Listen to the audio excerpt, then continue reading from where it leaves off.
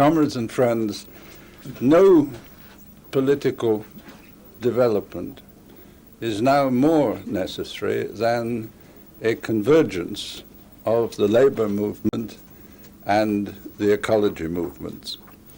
If in the next 10 years we could get really effective practical policies of convergence where ecologists and socialists are able to work together on these issues, not just in Britain, but as is increasingly the case internationally, often with more enlightened policies coming in international socialist groups than in national ones, because people see how interactive the problems are. If we could get that done, the next 10 years would be sweeter, cleaner, in human terms, actually more productive. The labor movement emerged out of the chaos and the directly inflicted suffering of the first phases of both agricultural and industrial capitalism. It had connections with much older movements, but it was formed in that very specific environment in which certain things had happened. Above all, the applications of new kinds of power to every kind of production. It was first in agriculture itself, the enormous transfer of earth-moving machinery into reorganizing the land, building the canals, reshaping for production. It may look very minor affair by comparison with what is being shifted now, but all through the 18th century, that earth moving, that digging, that water redirection was a positive and, in terms of its power, unprecedented intervention in the natural world. And at the same time, movements towards new kinds of land ownership and new kinds of management of food production were reducing the areas of common land and the mixed livelihood, which had been the majority experience until that time. Behind that wave, and in part supported by the fortunes which were made in it, in that agrarian capitalism, came new extractive industries, new chemical industries, the iron and steel industry, and suddenly, with steam, the whole expansion was a qualitative difference of the power that could be applied to all natural resources. That transformation became a regular work experience. And although you can go back 4,000 or 5,000 years from that and find people learning actively and with skill to intervene in their environment, to reshape it to the needs of their livelihood, which we've been doing since we began to live in social groups, there is a qualitative change at the point where the power to do it is suddenly so magnified that literally you can transform. You can transform not only a land, but you can transform the materials you take from it. You can produce new products. Out of that chaotic, dynamic experience, a labor movement was formed which was primarily defensive.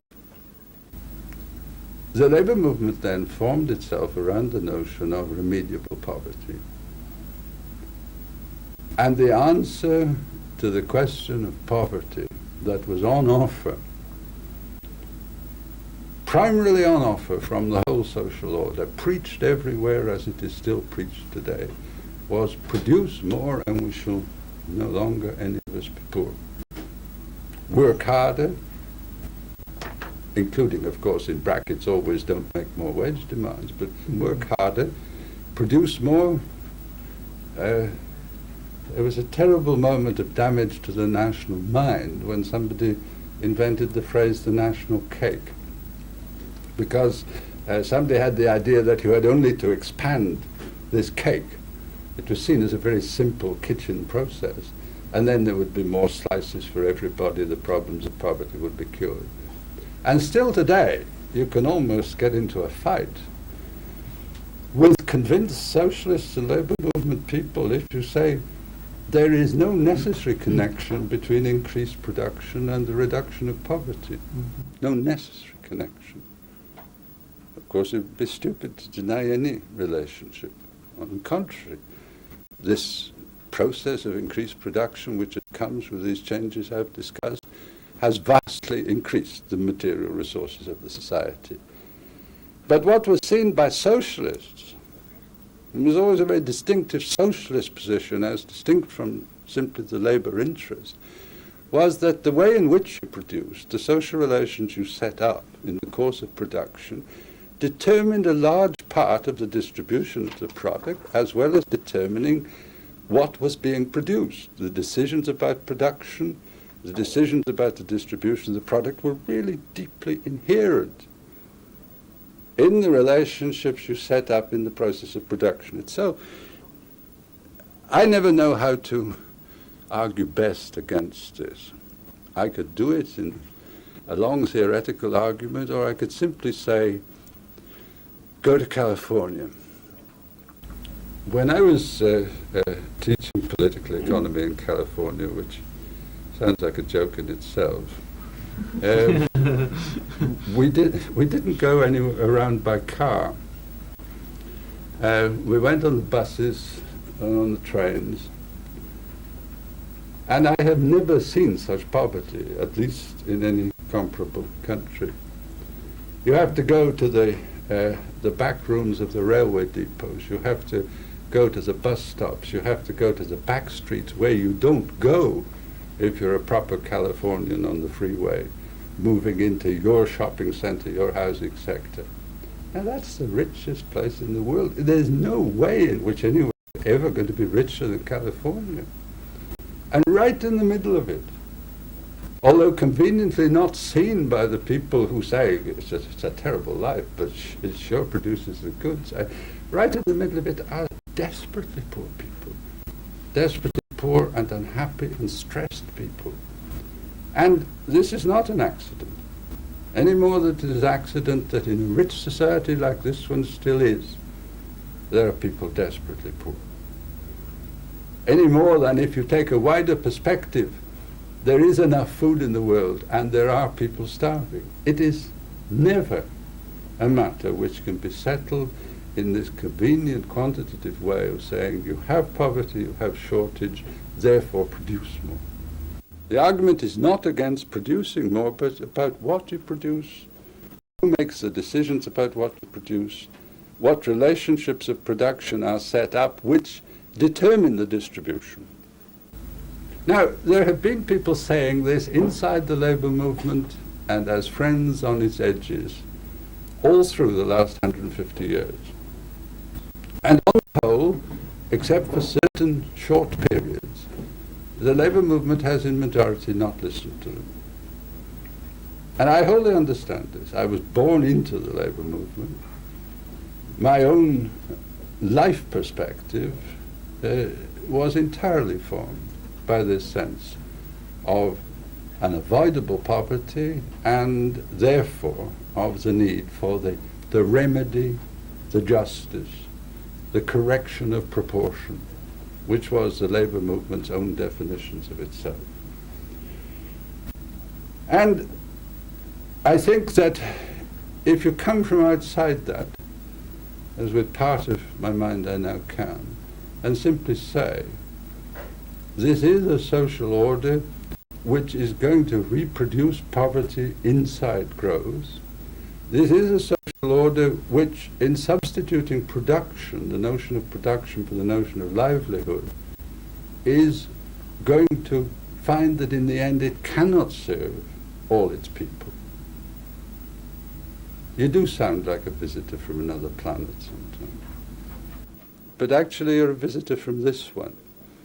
Because the other thing that had happened in the extraordinary success of this new social and economic order, which we call in shorthand industrial capitalism, is that certain ways of looking at the world had become so deeply embedded that it really requires a positive effort of mind or spirit to break from them. One of the ways was the habit of looking at everything as raw material. And what it in fact also includes, of course, that way of looking is the idea of most people as raw material. This is not so often said, but Beatrice Webb 100 years ago was puzzled to hear at her father's dinner table, a rich family, labour and water plentiful, as a note on some particular site which was going to be exploited. The phrase gets it exactly, labour and water plentiful. The labour is like the water. Both are raw material. The majority of human beings are raw material which are going to be taken up, trained in certain ways, offer certain bargains, shifted around, given this kind of incentive, given this kind of reward if it is necessary for the particular transforming process. But in the end, that is what they are. Most people are raw material in that perspective. But although it has been said repeatedly, most people have not listened. And this is the importance of the present period, because now the wholly predictable end of that process is in its early stages, and it is cruel. It was always cruel, but it is now openly cruel. Because what is being said about most of the raw material is that it is redundant, it's surplus to requirements. To the degree that this very same process, which is not really a second or third industrial revolution, it is a new phase of the same basic social and economic order. What is being said, as there is this prolonged statistical crowing by every expert in sight of the number of men that have been got rid of, the number of jobs that have been reduced, the labour demand that has been minimized, that the people are still there. But if you see them as raw material, well, that can be left in the ground. And at this point, the labour movement faces its great crisis of ideas. Because, as I said, and I say it absolutely as someone born in the labour movement, an inalienable friend of it, if it continues to see more production, in a sense, damn the consequences, as the way it has got to take out of avoidable poverty, it is simply going to produce its own general redundancy. I mean, it is a process which has a certain iron law about it, that the very things which are being fought out now in industrial battles are continually the argument about whether you will continue to accept the predominant capitalist model of production, for which the labour movement has had from its position of weakness and exposure, or whether you can begin, and this is where the convergence with the strongest kind of ecological thinking can begin, whether you can begin to conceive of a different social order. Now, it is one thing to look at the past and say it was the notion of production as the necessary and sufficient answer to poverty which misled the labour movement. The notion of wage labour as an indefinite condition, the acceptance of private ownership of common resources. It's one thing to look back at that historically. It's another thing to bring it into the very confused present situation, full of all its short-term pressures. The fact that this level of unemployment is said by so many of the unemployed to be inevitable is a very terrifying social consequence. Not in the sense of blaming the people who say that, that would be impertinent, but in the sense of the failure of the very models that we have been presenting, to the degree that the labour movement has merely competed with the frankly capitalist parties in saying that it can run the same system better, produce more, and produce more separate benefits. To that degree, we have arrived in this situation with a few generations' neglect of the basic case, which now would begin to make sense. Now, precisely, in the period when the long-term consequences of that choice of priorities is coming through and hitting hard and hitting permanently. What would that kind of case be? Well, first I think we would go back to the simpler questions, like the matter of pollution and traffic jams and so on, and say one thing about production which is never said because a capitalist can't say it, that there are no byproducts. There are no byproducts. There are no side effects. Byproducts are part of the process of production, most of them wholly foreseeable. Side effects in any informed situation are effects, not side effects. So we challenge the notion of production as it is presented and start with a different conception. And the conception actually is an old one.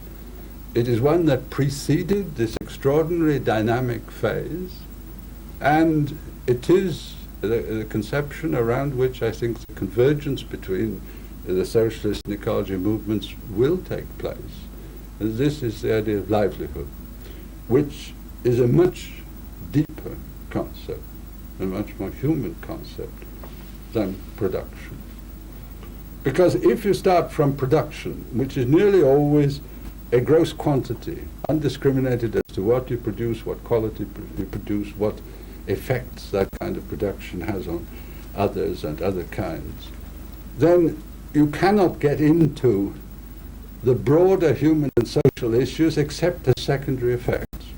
Whereas if you start from the notion of livelihood, you're starting with something wholly practical. I don't blame people in the labour movement who are suspicious of people who propose for this crowded island an immediate crash program of return to subsistence agriculture and crafts. I mean, I am not impatient with that.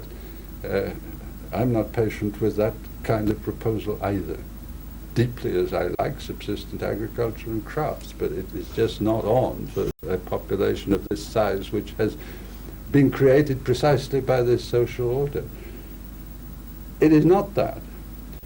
It is the idea of livelihood, because if you start from the idea of livelihood, you are starting from a human place and from the interests of all the human beings involved. It is a way of life and not a way of producing. Now, it is precisely because the ecology movement has always been questioning, starting from the other end of what is being done to the earth, what's being done to people, always been questioning the priorities of what it wasn't willing to call capitalist production for a long time. It called it industrial society or modern society. And while it only called it those soft names, it didn't get to the hard political choices. It could be a kind of elegant regret for a vanished, innocent, greener, more peaceful world.